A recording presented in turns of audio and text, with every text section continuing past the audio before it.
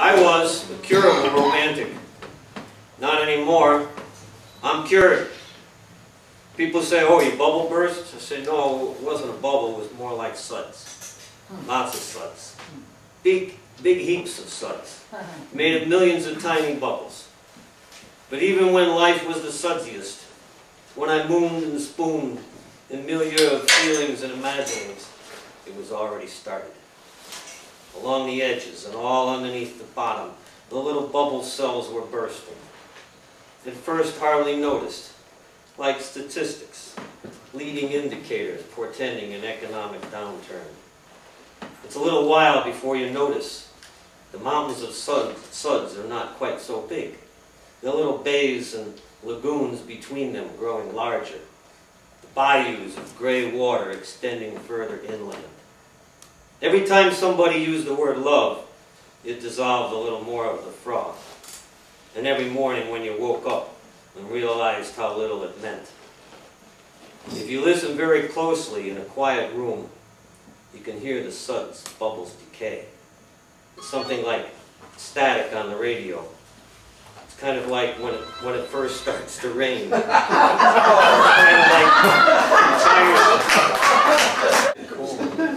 of like tires on gravel at a distance.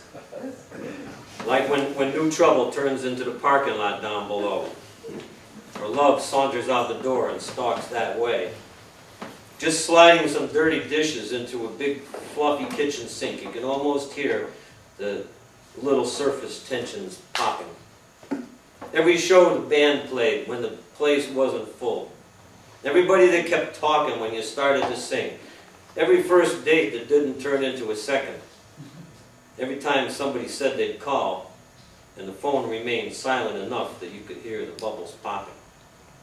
The mountains became islands. The islands kept eroding. You had to move the lighthouse back from the cliff before it's undermined and tumbles into the brackish surf beneath. You wake up some afternoon or well into evening, and you say to yourself, you know, things ain't so sudsy anymore. So I end up with the refugees down by the banks of the slow-moving, slowly shrinking river, washing and taking a dump in and drinking the same water. The curable and cured romantic thinks that just because there's no suds, it doesn't mean the soap isn't there. You can churn it with your fingers and get a little froth started. You just take no note that when you stop, it dissipates. For the cured and the curable and the honey-cured ham romantic, dreams are what you make of them, and so are the suds.